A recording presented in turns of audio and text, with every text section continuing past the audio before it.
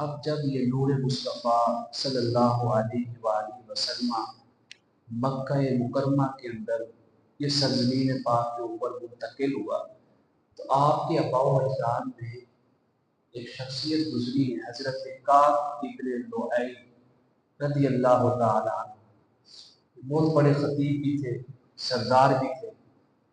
ہر روز جمعے کے دن اجتماع کیا کرتے تھے۔ جب اجتماع ہوتا تھا اس اجتماع سے پہلے، جس کا ذکر ابھی آئے گا، اس سے پہلے تفسیر ابن کثیر میں اور دیگر میں یہ خطبہ موجود ہے۔ جمعے کے دن کا نام رکھا ہوا تھا یوم العروبہ، عین کے اوپر زبر ہے، یوم العروبہ کے نام سے۔ تو جب انہوں نے خطبہ دیا نا، یہ خطبہ فرمایا، لوگوں غور سے سنو میری بات۔ لیل ساجد، رات جو ہے ایک بہت بڑے کپڑے کی طرح ہے۔ جس طرح بڑا کپڑا ہو اس کے اندر آرام سے بندہ نیند جو ہے وہ سو سکتا ہے، تو رات سونے کے لیے۔ فرمایا وَنَهَارٌ ضَاحٍ، یہ جو دن ہے یہ وسعت رکھنے والا ہے۔ مطلب کیا ہے؟ اس کے اندر کام کاج مصروفیات ہوتی ہے۔ فرمایا لوگوں، اپنی رشتہ داری کے تعلق کو نبھانا، وہ رشتہ داری چاہے آپ کے آباء و اجداد کی طرف سے ہو، چاہے آپ کے اصہار کی طرف سے، مطلب آپ کے سسرالی رشتہ دار، ہر ایک کے ساتھ تعلق اچھا رکھنا ہے۔ اس کے بعد فرمایا تم جانتے ہو کہ تم کہاں پہ ہو؟ تم حرم شریف کی سرزمین کے اوپر ہو۔ اس حرم شریف کی سرزمین کے اوپر ہو تو زینوہ، اس کو مزین رکھنا ہے حرم شریف کو۔ وعظموہ، اس کی تعظیم کرنی ہے، عزت کرنی ہے۔ اور فرمایا وسمروا اموالکم، جائز طریقے سے اپنے اموال کو بڑھانا ہے۔ اگلی بات سننا، میں ایک بات یاد رکھنا، میں تمہیں ایک شے کی بشارت دینے والا ہوں، خوشخبری دینے والا ہوں۔ وہ خوشخبری کیا ہے؟ فرمایا سیاتیکم نبأ عظیم، تمہارے پاس بہت بڑی خبر آنے والی ہے۔ یہ بہت بڑی خبر کیا ہوگی؟ فرمایا سیاتیکم فیکم نبی کریم، سیاتیکم فیکم نبی کریم، تم میں وہ نبی محترم و محتشم آنے والا ہے جس کا چرچا دنیا کے ہر سور ہر طرف و اکناف میں ہو رہا کہ محمد مصطفیٰ ہے۔ حضرت کعب ابن لؤی، آپ کا وصال مبارکہ آقا کریم علیہ السلام کی ولادت مبارکہ سے تقریباً 520 سال پہلے ہوا۔ کتنے سال پہلے؟ 520 سال پہلے۔ اور 520 سال پہلے نور مصطفیٰ کا، عظمت مصطفیٰ کا، کمال مصطفیٰ کا، تعظیم مصطفیٰ کا ذکر کہاں پہ ہو رہا ہے؟ مکہ مکرمہ کی سرزمین کے اوپر۔ جس دن یہ ہو رہا ہے اس دن جمعے کا دن تھا۔ ابھی اس کا نام جمعہ نہیں پڑا تھا، لوگ کس نام سے یاد کرتے تھے؟ یوم العروبہ کے نام سے یاد کرتے تھے۔ جیسے ہی یوم العروبہ کے دن نور مصطفیٰ کا ذکر ہوا، اسی دن سے، اسی خطبے کے بعد لوگوں نے اس دن کا نام تعظیماً یوم العروبہ سے بدل کر یوم الجمعہ رکھ دیا گیا، اجتماع کا بھی رکھ دیا گیا۔ اجتماع کس بات کے اوپر ہوا تھا؟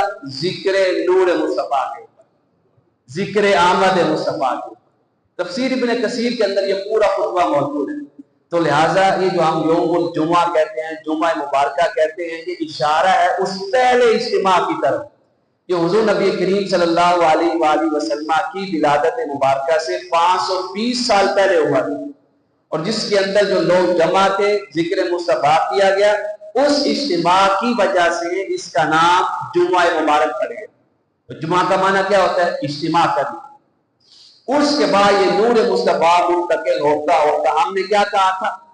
کل بھی کہا، پرسوں بھی کہا کہ حضور نبی کریم صلی اللہ علیہ وآلہ وسلم کے آباء و اجداد میں، آپ کے پورے سلسلہ نسب میں سارے کون لوگ تھے؟ موحد تھے، یعنی توحید کے اوپر لوگ قائم تھے، شرک سے محفوظ تھے۔ یہ بھی خطبہ اس کے اوپر دلیل ہے۔ پھر یہ نور مصطفیٰ صلی اللہ علیہ وآلہ وسلم حضرت عبد المطلب رضی اللہ تعالیٰ عنہ کو منتقل ہو۔ آپ ایک خواب دیکھتے ہیں۔ خواب کیا دیکھتے ہیں کہ ان کے سینے سے چاندی نکلی، اس چاندی کی روشنی نے، چمک نے زمین و آسمان کو منور کر دیا۔ جب زمین و آسمان میں اس چاندی کا نور پھیل گیا تو کیا دیکھتے ہیں اسی ٹائم کہ زمین کے اوپر درختوں کی کثرت ہے، اور درخت کے ہر پتے کے اوپر نور ہی نور ہے، اور اس نور نے اہل مشرق اور اہل مغرب کو چمکا دیا ہے۔ یعنی اہل مشرق اور اہل مغرب اس نور سے چمک اٹھا، روشنی روشنی ہو گئی۔ آپ صبح اٹھے، کسی معبر کے پاس گئے، اس کے سامنے یہ خواب بیان کیا۔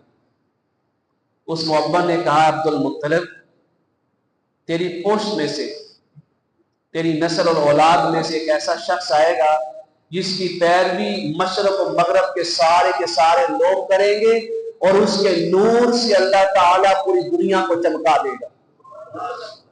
اللہ، زمین و آسمان نور مصطفیٰ سے منور کر دیے گئے۔ وہاں پہ ذبح کس کے لیے کہا گیا؟ حضرت اسماعیل علیہ السلام سے۔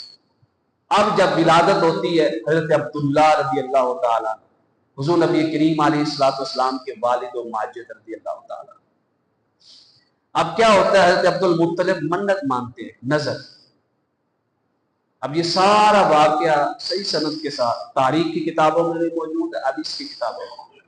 نظر یہ مانتے ہیں کہ مولا اگر تو مجھے 10 بیٹے دے گا نا تو ان 10 میں سے ایک کو ذبح کروں گا، یعنی تیری راہ میں اور تیری بارگاہ میں بطور قربانی پیش کروں گا۔ اب جس کی قربانی اللہ نے لینی ہے وہ منتخب بھی تو اعلیٰ ہوگا، انتخاب میں بھی اعلیٰ ہوگا، افضلیت میں بھی اعلیٰ اور عظمتوں میں بھی اعلیٰ ہوگا۔ جب 10 بیٹے ہوئے تو قرعہ نکالا گیا، قرعہ نکالنا کہ کس کو اللہ کی راہ میں قربان کرنا۔ میں نے کہا نا، کل بھی ہم نے کہا تھا، ذبح ایسے ہی کروا لیا گیا، ایسے ہی کہہ دیا کہ ذبح کرو۔ دنیا کو دکھانا تھا کہ جہاں جہاں نور مصطفیٰ منتقل ہو رہا ہے وہ لوگ کوئی عام لوگ نہیں تھے، ہم نے نور مصطفیٰ کے صدقے ان کو بھی عزتوں سے نوازا تھا، وہ بھی استقامت کے پیکر تھے۔ قرعہ نکلتا ہے کس کے نام پہ؟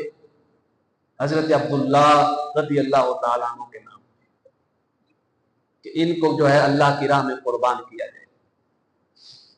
اب 10 کے 10 بیٹوں میں حضرت عبد المطلب رضی اللہ تعالیٰ عنہ کو اپنے 10 بیٹوں میں سے سب سے زیادہ پیار جو تھا نا، سب سے زیادہ پیار، آپ کو پتہ ہے قلبی لگاؤ ہوتا ہے، ماں باپ کو کسی ایک بیٹے کے ساتھ ہو جاتا ہے، تو آپ کا قلبی لگاؤ ہوتا ہے عبداللہ کے ساتھ۔ اب وعدہ بھی تھا، نظر بھی تھی، منت بھی تھی، قربان بھی کرنا ہے، دل چاہتا بھی نہیں ہے کہ قربان کروں۔ مکہ کے کچھ لوگ آپ کے پاس جمع ہوتے، آپ نے کہا حل کیا ہے؟ انہوں نے کہا حل یہ ہے کہ مدینہ جاؤ۔ وہ شاید مدینہ نہیں تھا، یہ اسلف تھا۔ وہاں پہ جاؤ، ایک عرافہ رہتی ہے، یعنی کچھ نہ کچھ چیزیں دیکھ کے وہ بتاتی ہے لوگوں کو کہ اس کا حل کیا مسئلے۔ اس کے پاس جاؤ، وہ جو کہے نا، اگر وہ کہہ دے ذبح کرنا تو ذبح کر دینا، اگر کوئی اور بات کہے تو کہا قبیلتا اس کی بات کو قبول کرنا۔ یہ وہاں سے نکلتے ہیں مکہ مکرمہ سے، مدینہ منورہ کی سرزمین تک پہنچتے ہیں، جو ابھی مدینہ نہیں بنا، قدم مصطفیٰ لگے۔ لیکن اس سرزمین کے اوپر پہلے کس کی سیر کروا دی گئی؟ نور مصطفیٰ کی سیر کروا دی گئی۔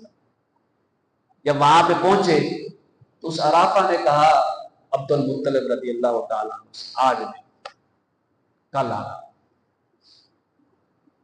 میں یہ مسئلہ جو ہے نا اور تحقیق کر کے پوچھ کے اپنے دیگر لوگوں سے مشورہ کر کے بتاؤں۔ آپ واپس آ گئے کسی کے گھر میں۔ جب دوسرا دن آیا، اس کے پاس پہنچے، اس نے تحقیق کی مکہ مکرمہ کے لوگوں کے بارے میں۔ جو لوگ ہوتے ہیں کاہن لوگ، دیگر لوگ، وہ تحقیق کرتے ہیں کہ کیا رسومات ہیں، ان کی عادات کیا ہیں۔ جب تحقیق کی تو پتہ چلا کہ ان کے یہاں جو دیت ہے نا وہ 10 اونٹ ہے۔ کسی بندے کی دیت 10 اونٹ ہے۔ دیت کا مطلب کیا ہے؟ خون بہا کے طور پہ جو قیمت اور معاوضہ ادا کیا جاتا ہے نا، اس کو دیت کہتے ہیں۔ اس نے پوچھا عبد المطلب تمہارے یہاں دیت 10 اونٹ ہے نا؟ آپ نے فرمایا ہاں 10 اونٹ ہے۔ उस अराफा ने कहा कि आपने पूरा डालना है, जब जब तक पूरा तुम्हारे बेटे अब्दुल्ला के नाम पे निकलता है, हर नाम के ऊपर 10-10 ऊँटों का इजाफा करते चले जाना। पहला पूरा डाला, इधर हजरत अब्दुल्ला का नाम लिखा, इधर ऊँटों का नाम लिखा, हजरत अब्दुल्ला का नाम निकल आया। 10 ऊँट बतौर दियत मुकर्रर कर दी। फिर डाला, फिर आपका नाम, कितने ऊँट हो गए? 20 ऊँट हो गए। इसी तरह 10 दफा नाम डाला गया, 10 दफा। 10 के 10 दफा किसका नाम निकला? हजरत अब्दुल्ला रजी अल्लाह ताला। तो 10 दफा पूरा डालने से हर पूरे में यह नाम निकल रहा है कि अब्दुल्ला को ज़िबा किया जाए, कुर्बान किया जाए, और बतौर दिए 10 ऊँट दे रहे हैं। तो कितने ऊँट हो गए? 100 ऊँट। अब 11वीं दफा, जब 11वीं दफा हुई, पूरा डाला गया तो पूरा ऊँटों के नाम पे निकला। जब ऊँटों के नाम पे निकला तो आपने हजरत अब्दुल्ला रज़ी अल्लाह ताला अन्हु की दियत अल्लाह की राह में 100 ऊँट ज़िबा कर दिए थे। ये सिर्फ 100 ऊँट नहीं थे, बल्कि नूर मुस्तफा का सदका मक्का मुकरमा की सरजमीन के ऊपर ज़िबा करके उसको तकसीम किया जा रहा था लोगों के अंदर। दावत ताम नूर मुस्तफा हो गई, दावत आमद मुस्तफा हो गई, मिलाद मुस्तफा की दावत में जियाफत की जा रही थी मक्का मुकरमा की सरजमीन पे। तो ऐसे ही हो गया।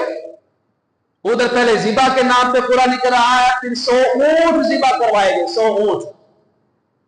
जब 100 ऊँट ज़िबा हो गए बतौर दियत, खून बहा, फिर उसके बाद अल्लाह ताला ने नूर मुस्तफा के लिए किसको मुंतखब किया?